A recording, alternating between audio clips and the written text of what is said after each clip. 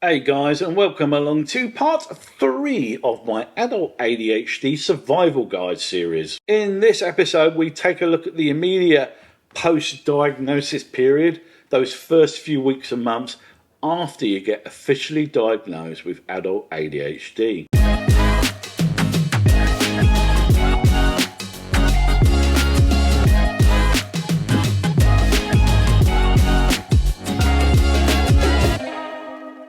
So it's happened. You've been given the nod. You are officially a member of the ADHD army. It's an honour to have you amongst our happy band of outsiders. There are lots of things to talk about in the immediate post-diagnosis period, but let's kick things off by discussing medication. Yes, the drugs, the solution to the dopamine-deprived brains of ADHD kind. If you're anything like me, they're the main reason you went through all this ball ache of getting diagnosed in the first place. Let's not be shy about it. There's nothing wrong with wanting to take a pill to reduce the deficits of poor executive functions and diminish dopamine levels. In most countries, the medication prescribed to treat ADHD, primarily stimulants of one kind or another, can only be prescribed by mental health care professionals, so whoever assesses you will probably stay in your life for some time. The availability of and access to stimulant medication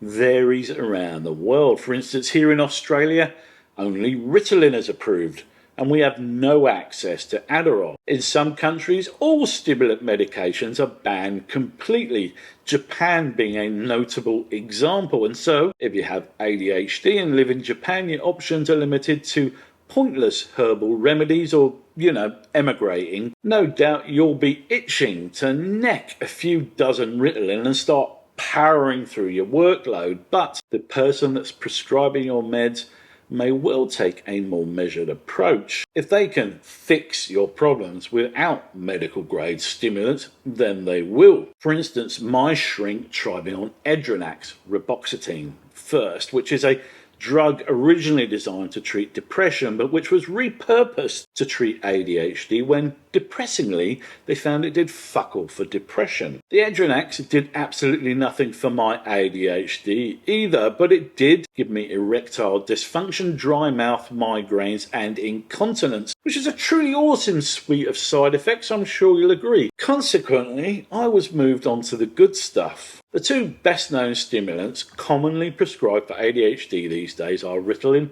and Adderall. And while these are both stimulant drugs, they're made of different chemicals. Methylphenidate in the case of the Ritalin and dextroamphetamine in the case of Adderall. There's also a third stimulant called lisdexamphetamine, which can be found in Vyvanse. These stimulant heroes of the ADHD world are available in both pure and slow release formats. Ritalin, for instance, is the same ingredient in Concerta, Contempla, Metadate, Methylene, and Equivalent. Adderall, meanwhile, is the same ingredient in Adderall XR, Dexedrine, Dynovel XR, Ivico, and Procentra. The medication you end up getting, whether a standard pill or one of the slow-release variants, depends entirely on the regulations in your country and the mood of the person prescribing. We don't have a huge amount of choice here in Australia. It's basically either the Ritalin pills in pure or long release or Vyvanse. In most European countries, Ritalin's the favoured brand, ditto South America and the Caribbean. Whichever kind you end up getting prescribed with, they all work in basically the same way. They are designed to raise your diminished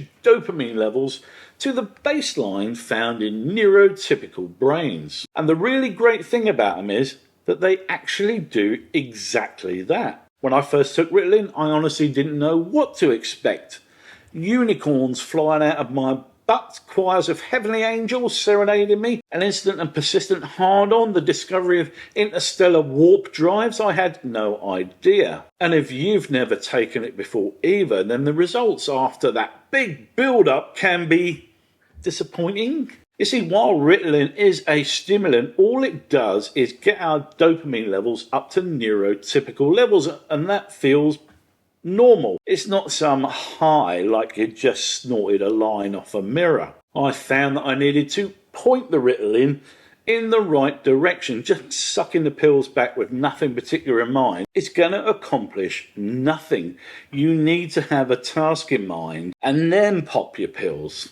As to whether the pure or the long-release pill is better, that's entirely down to the individual. I was offered the long-lasting version of Ritalin, but I elected to stay with the packets of 10 milligram pills. My reasoning was simply that I can raise or lower my dosage according to my requirements over the course of the working day. If I have a long day, I can take a couple more Ritalin in the late afternoon to see me through. Typically speaking, the amount of medication you end up getting prescribed with for daily use depends on a process called titration. This is when you started off on a small dose and keep increasing it until there's no meaningful further impact, until it levels out, in other words. I was started out on 10 milligrams a day and I slowly ramped up to about 60. Some days I take more than that, but at weekends I often don't take any. The only important thing is to arrive at a dose that works for you and with whatever the requirements are for your working day. One thing you really need to put in place is a reliable reminder to take your pills. I use the medication app on my iPhone and Apple Watch. It reminds me at various points in the day to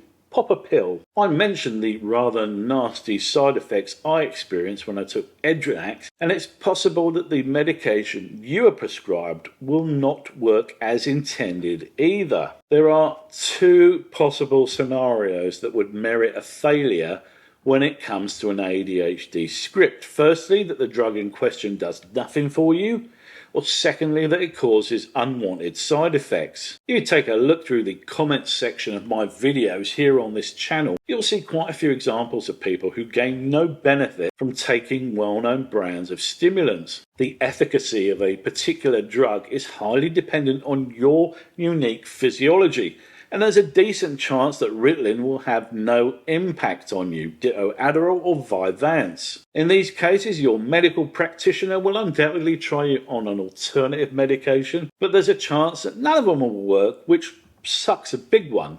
And if none of them do work, then you're going to be limited to traditional remedies, diet changes, exercise regimes, and ADHD coaching, or a combination of these. As someone who experienced some pretty grim side effects from an ADHD drug, let me tell you, nothing is certain. It is possible that your body reacts poorly to the common stimulant drugs like Ritalin or Adderall. The milder possible side effects for Adderall, for instance, include loss of appetite, weight loss, dry mouth, stomach upset, dizziness, headaches, diarrhea, nervousness, and sleep issues. If that weren't bad enough, the stronger possible side effects include hypertension, depression, panic attacks, psychosis, kidney disease, seizures, and sudden cardiac death. Obviously, many of these side effects are an arse-covering exercise by the drug company, and the incidences of people dying from sudden cardiac death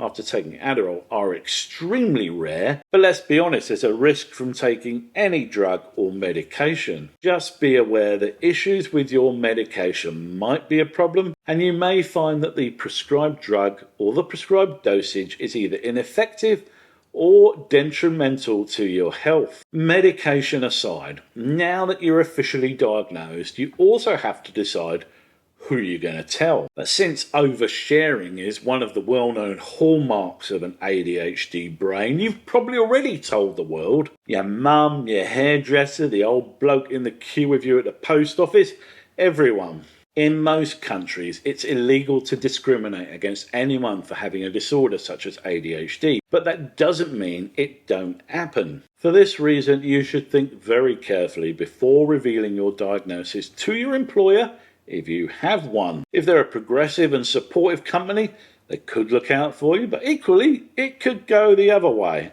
Consider whether there is any particular advantage to your employers knowing you have ADHD. If there isn't, I'd advise you keep it to yourself. You'll also have to decide if you're going to tell your family and friends. Not everyone has a supportive family looking out for them. Be prepared for some pushback from the people that are closest to you. The fact that they know you so well may provoke them to share some less than enlightened views on the origins of ADHD. As the saying goes, everyone's an expert. If I have any strong advice for that period immediately after your diagnosis, it's this. Simply embrace the momentum that it gives you. As we've discussed, getting an ADHD diagnosis later in life is a big deal, and it's a great moment to experiment with your work and social life. And we will go into a bit more depth on that subject in the final part of this series, looking at the long-term post-diagnosis period of this ADHD life.